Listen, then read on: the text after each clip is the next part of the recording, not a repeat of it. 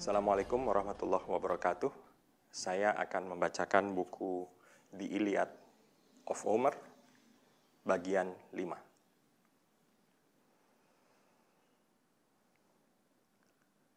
Palas Athena menyelipkan keberanian dalam hati Diomedes, putra Tydeus, agar ia melampaui keberanian bangsa Achaean lainnya.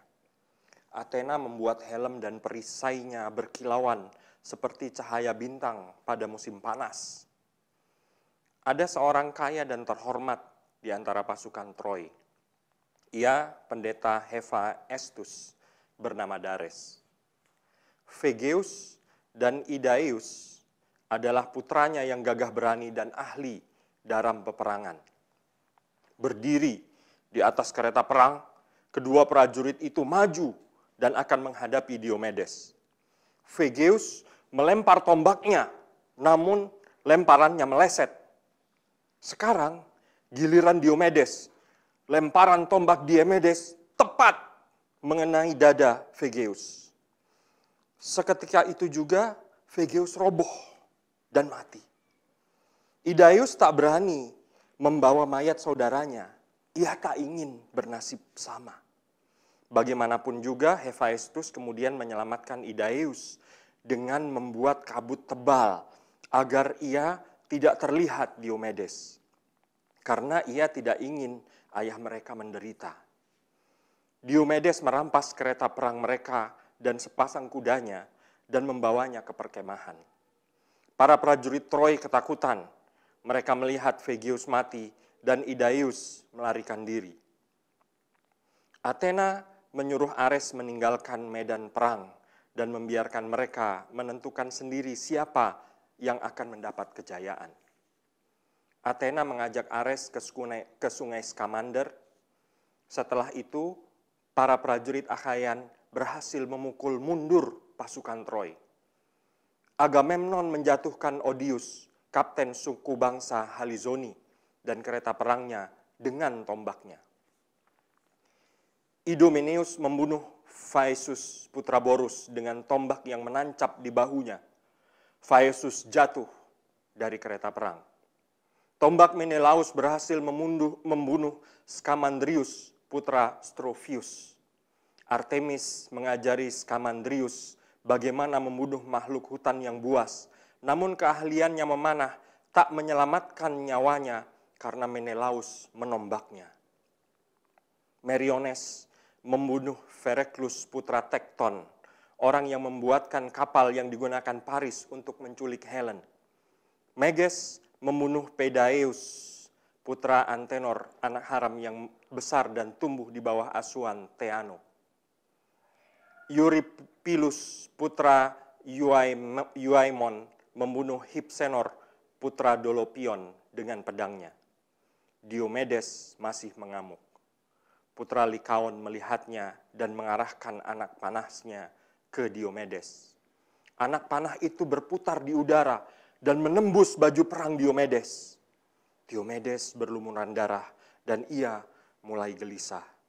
Putra Likaon kemudian membangkitkan semangat pasukan Troy dan berteriak, "Ksatria Troy, majulah ke depan! Prajurit Achaean yang mengamuk sudah kulukai. Mereka tidak akan bertahan lebih lama lagi jika Apollo bersamaku." Diomedes belum mati. Ia mundur ke belakang, mendekati kereta perang Sthenelus, putra Kapaneus. "Sthenelus, cabutlah anak panah yang menancap di bahuku." Sthenelus melompat dari kereta dan mencabut anak panah yang menancap di bahu Diomedes. Diomedes lalu berdoa kepada Dewi Athena. "Athena, dengarlah permohonanku. Berikan aku kekuatan untuk melemparkan tombak ini dan membunuh orang yang telah melukaiku. Baru saja aku membual bahwa ia lebih hebat dariku dan tidak lama lagi aku akan mati." Athena mengabulkan doanya. Athena kemudian membuat otot-ototnya lentur sehingga kaki tangannya bergerak lebih cepat. "Diomedes, jangan takut. Aku telah menyelamatkan semangat ksatria ayahmu dalam hatimu. Namun aku tidak dapat menampakkan wujudku, karena sesungguhnya antara manusia dan dewa terdapat pemisah. Jika dewa lain datang menawarkan pertempuran, jangan kau tolak. Namun jika Afrodit putri Zeus yang mendatangimu, lemparlah tombakmu ke arahnya dan buatlah ia terluka. Athena kembali ke Olympus dan Diomedes maju kembali dengan kekuatan 3 kali lebih besar dari sebelumnya. Ia membunuh Astinous dan pasukannya. Ia membunuh Abas dan Polyidus, putra Eurydamas. Xanthus dan Toon, putra Phaenops. Xanthus dan Toon menyayangi ayah mereka yang sudah senja usianya. Sang ayah mengharapkan Xanthus dan Toon menjadi ahli waris kerajaannya. Namun Diomedes membunuh keduanya, dan sang ayah harus kuat menahan penderitaan karena kehilangan kedua putranya. Diomedes berjalan ke arah Agamemnon dan Chromius, putra Raja Priam, yang sedang berada di atas kereta perang. Ia melompat ke atas kereta mereka seperti singa dan membunuh keduanya. Diomedes melucuti baju perang dari badan mereka, menyerahkan kuda-kuda mereka kepada temannya agar dibawa ke kapal. Ketika Aeneas melihat malapetaka yang dibawa Diomedes, ia mencari Pandarus. Pandarus, serang Diomedes dengan panahmu. Ia membawa malapetaka bagi pasukan kita. Jika seranganmu gagal, berarti ada dewa yang sedang marah pada pasukan Troy. Aeneas, aku telah melukainya dengan tombakku, dan aku yakin itu Diomedes, karena aku kenal perisai dan helm bajanya. Apa ia dewa yang sedang menyamar? Dan jika bukan, berarti ada dewa yang membantu di sisinya. Anak panahku telah menembus baju bajanya, seperti ada dewa yang sedang marah padaku. Pandarus tidak bawa kereta perang, dan Aeneas mengajaknya naik ke atas keretanya. Mereka akan melawan Diomedes. Setelah ada di atas kereta perang, Pandarus menyiapkan tombak untuk menyerang Diomedes. Namun Stelanus, putra Kapaneus, melihat mereka dan berkata, Diomedes, aku melihat 2 kapten prajurit Troy akan menyerangmu. Mereka adalah Pandarus yang pandai memanah dan Aeneas, putra Anchises dari Afrodit. Cepat, naik ke atas kereta perangku dan mari kita mundur. Jangan maju terlalu jauh atau nyawamu akan hilang. Diomedes marah dengan ucapan Sthenelus dan memakinya. Ia tidak peduli dengan peringatan dari sahabatnya. Pandarus dan Aeneas semakin mendekati Diomedes.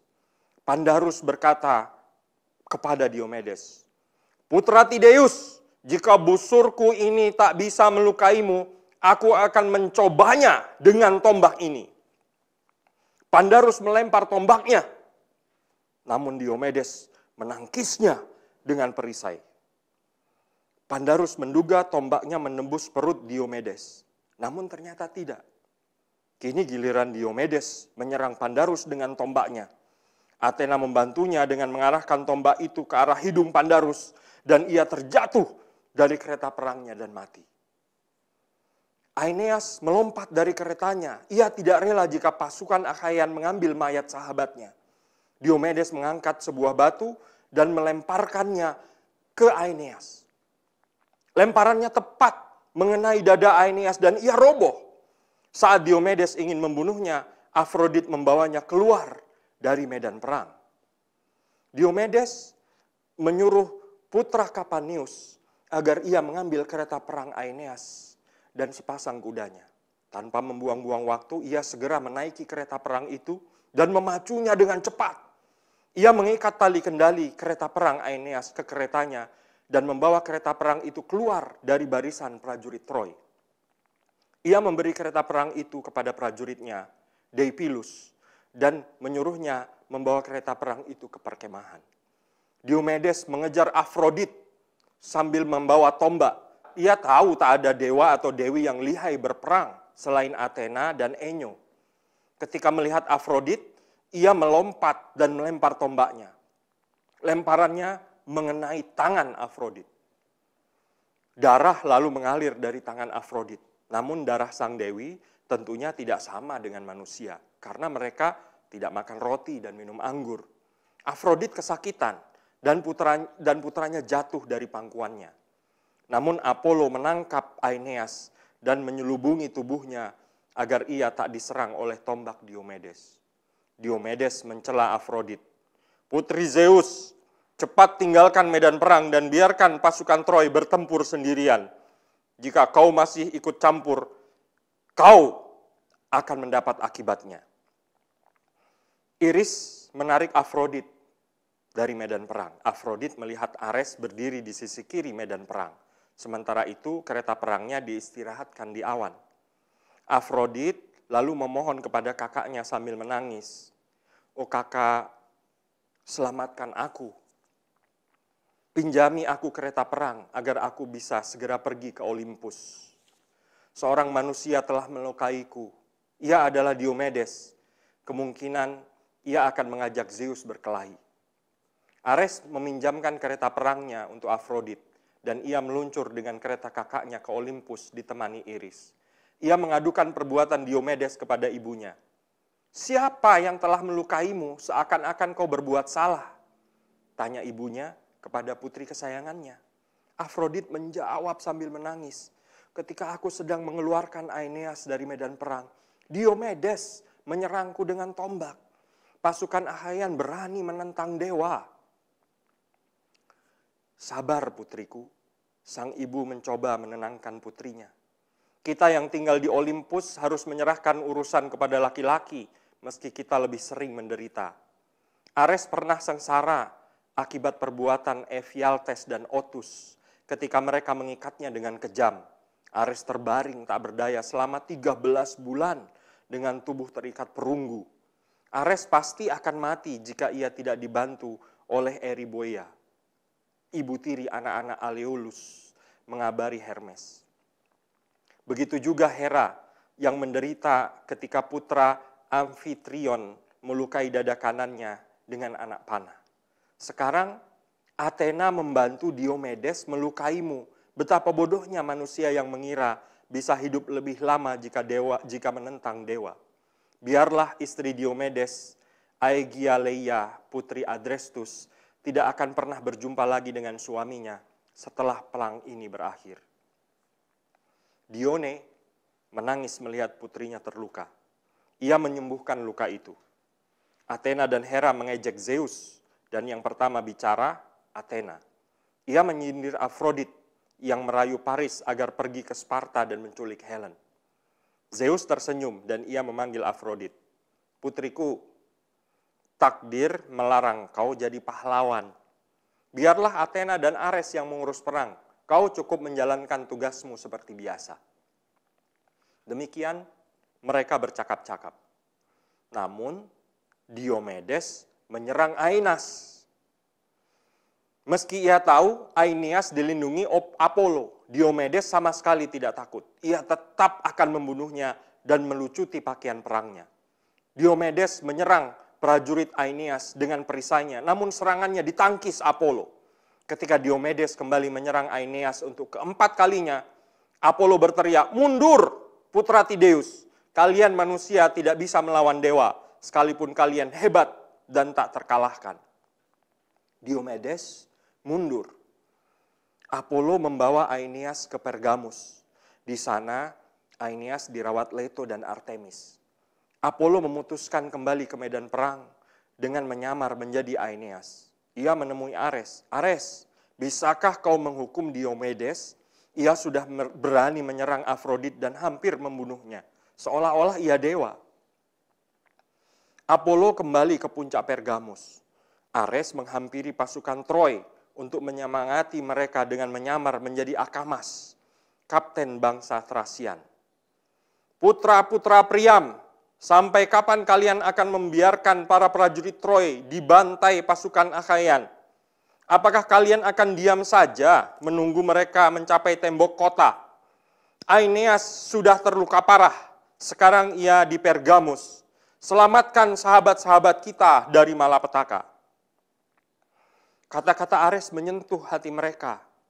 Sarpedon mencaci Hektor. "Hektor, di mana kegagahan dan keberanianmu saat ini? Kau biasa mengatakan bahwa kau dapat mempertahankan kota hanya dengan saudara-saudara kandungmu, tanpa bantuan rakyat atau sekutu. Aku tak melihat mereka ada di sini sekarang. Mereka penakut seperti anjing menghadapi singa.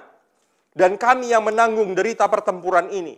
Aku berasal dari negeri jauh, bahkan dari Lycia dan sungai Santus. Aku sudah meninggalkan istriku, putraku yang masih bayi, dan juga kekayaanku. Mengapa kau hanya diam dan tak melakukan sesuatu? Hektor turun dari kereta perang dan memerintahkan para prajuritnya maju. Mereka kembali bersemangat, namun pasukan Achaean adalah prajurit tangguh dan tak mudah dipukul mundur. Ares membawa pasukan Troy, sementara itu Apollo membawa Aeneas kembali ke medan perang. Pasukan Aeneas takjub melihat komandan mereka pulih dengan cepat. Ajax, Odysseus, dan Diomedes menyemangati pasukan Achaean maju menghabisi pasukan Troy. Agamemnon menghampiri mereka. Ia berkata, "Sahabat-sahabatku, tegarkan hati kalian dan terangi hati sahabat-sahabat kalian yang sedang bertempur." Tak lama kemudian, Agamemnon melempar tombaknya dan mengenai salah satu kapten pasukan Aeneas, Deikoon putra Pergasus. Tombak itu menembus perutnya karena perisainya tak bisa melindunginya. Deikoon roboh dan mati. Aeneas membunuh 2 prajurit Achaean yang gagah berani, Kreton dan Orsilochus. Menelaus maju ke depan mengambil mayat temannya. Ares meminta Aeneas membunuh Menelaus. Namun Antilochus melihat gerakan Aeneas dan menyusul Menelaus karena khawatir Menelaus mati dan usaha Menelaus akan sia-sia. Aeneas mundur setelah melihat Antilochus di dekat Menelaus. Menelaus dan Antilochus memindahkan mayat Kreton dan Orsilochus ke belakang. Dan setelah itu maju kembali ke barisan depan. Menelaus dan Antilochus berhasil membunuh Pilaimenes, pemimpin suku bangsa Paphlagonian. Sementara itu, Antilochus membunuh Midon, putra Atimnius. Pertama-tama, Antilochus melemparinya dengan batu sehingga terjatuh. Ia segera mendekat dan menebaskan pedangnya. Melihat 2 sahabatnya mati, Hektor marah dan maju ke barisan depan, diikuti 1 batalion pasukannya. Diomedes kaget ketika melihat mereka. Diomedes berkata kepada pasukannya, "Teman-temanku, sepertinya Hektor dilindungi dewa karena ia melempar tombaknya dengan hebat. Ares juga bersamanya, menyamar jadi prajurit Troy. Mari kita mundur ke belakang perlahan, karena kita tidak ingin berperang melawan dewa." Pasukan Troy semakin mendekat. Hektor lalu membunuh Manestes dan Anchialus di kereta perang mereka. Ajax, putra Telamon marah dan sedih melihat kedua temannya mati. Ia lalu menyerang Amphius yang sedang mengamuk dengan tombaknya. Amphius roboh dan mati. Lemparan tombak Ajax menyembus perutnya. Ajax mendekati Amphius dan melucuti baju perangnya, namun para prajurit Troy menghujaninya dengan tombak. Ajax menahan tombak-tombak mereka dengan perisai besarnya dan maju ke depan untuk mencabut tombaknya yang masih menancap di perut Amphius. Ia segera mundur ke belakang karena tak bisa melucuti pakaian perang Amphius. Kemudian Tlepolemus, putra Hercules, maju menghadapi Sarpedon putra Zeus. "Sarpedon, mengapa kau ikut berperang? Bukankah kau cinta damai? Ayahku pernah datang ke negeri ini untuk mengambil haknya, kuda-kuda milik Laomedon. Meski ia hanya membawa 6 kapal dan sedikit pengikut, ia berhasil menaklukkan Troy. Sekarang bersiaplah, aku akan mengirimmu ke Hades dengan tombakku." Tlepolemus menyiapkan tombaknya. Kedua prajurit gagah berani itu saling melempar tombak. Lemparan Sarpedon mengenai bagian tengah leher Tlepolemus. Seketika itu juga Tlepolemus roboh dan mati. Sementara lemparan Tlepolemus mengenai paha kiri Sarpedon.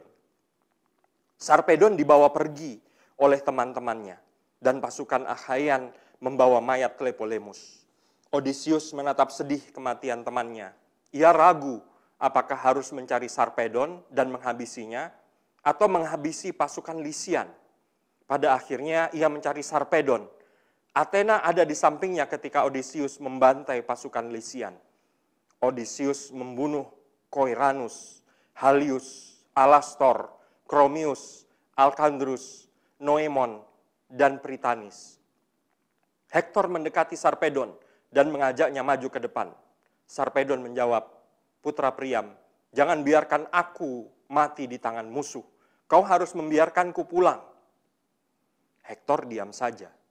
Ia maju ke depan dan membunuh banyak pasukan Achaean. Teman-teman Hektor lalu membawa Sarpedon dan membaringkan tubuhnya di dekat pohon ek. Pelagon, sahabat Sarpedon, mencabut tombak yang menancap di paha Sarpedon. Nyawa Sarpedon bisa diselamatkan meskipun ia sangat kesakitan. Sementara itu, pasukan Achaean dipukul mundur oleh Hektor yang dibantu Ares. Ketika pasukan Achaean tahu bahwa Ares membantu pasukan Troy, mereka memutuskan mundur sambil tetap menghadapkan wajah mereka ke arah musuh. Siapa sajakah yang dibunuh oleh Ares dan Hektor? Mereka, Teutras, Orestes, Trecus dari Aetolian, Oinomaus, Helenus, dan Oresbius. Hera melihat pasukan Achaean dipukul mundur. Bukankah kita telah berjanji pada Menelaus bahwa kejayaan dan kemenangan akan menjadi milik pasukan Achaean? Namun lihatlah perbuatan Ares. Kita harus mengadukannya kepada Zeus, ujar Hera. Athena setuju dan mereka segera pergi ke puncak Olympus. Hera menemui Zeus dan mengadukan Ares, dan Athena menunggu di pintu gerbang. Apa kau tidak melihat tindakan Ares? Berapa banyak prajurit danaan yang sudah ia bantai? Kuharap kau tidak murka jika aku memberi pelajaran kepada Ares dan setelah itu menariknya dari medan perang. Hera berkata kepada Zeus. Zeus menjawab, biar Athena yang menghukumnya, karena yang biasa menghukumnya adalah Athena. Hera memacu kereta perangnya ke Troy. Setibanya di Troy, ia pergi ke sebuah tempat di mana aliran air sungai Simois dan Scamander bertemu. Kereta perangnya ditaruh di sana, diselimuti kabut tebal, sementara sungai memberi kuda-kudanya makanan. Setelah itu, mereka menuju medan perang. Mereka menyemangati para prajurit Achaean agar bertempur dengan gagah berani. Sementara itu, Athena menghampiri Diomedes yang sedang mendinginkan lukanya. Diomedes, aku pernah berperang di sisi ayahmu saat ia menggempur Thebe dan Kadmean. Ayahmu maju dengan gagah berani dan akan terus maju dan berperang meskipun aku melarang. Sekarang aku ada di sisimu untuk melindungimu. Kau tak perlu gentar. Sekarang majulah dan habisi pasukan Troy. Jika kau gentar, berarti kau bukan putra Tydeus yang kukenal. Aku mengenalmu, oh Dewi pelindung bangsa Argive, dan aku tidak mungkin menyembunyikan sesuatu darimu. Aku tidak gentar sedikit pun, namun kau melarangku menyerang dewa. Aku telah melukai Afrodit dan sekarang aku ingin mundur karena Ares membantu pasukan Troy. Putra Tydeus, jangan takut kepada Ares dan dewa lainnya. Aku ada di dekatmu. Ares berkata kepadaku dan Hera, jika ia akan membantu pasukan Achaean dan ia bohong, sekarang lukai dia. Athena menurunkan Sthenelus, pemegang kendali kereta perang Diomedes. Ia berdiri di samping Diomedes, mengarahkan kereta mendekati Ares. Ares sendiri tak mengenali Athena karena ia mengenakan helm baja kepunyaan dewa Hades. Ketika sudah dekat, Ares melempar tombaknya. Tombaknya itu ditangkap Athena dan dibuang. Sekarang giliran Diomedes melempar tombaknya. Dengan bantuan Athena, ia melukai Ares. Ares mengerang kesakitan. Jeritannya teramat keras, seperti jeritan 10.000 manusia.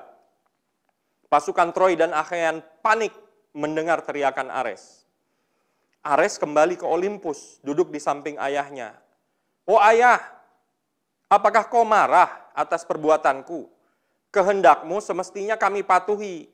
Diomedes berani melukai Afrodit, dan mungkin saja ia akan menentangmu.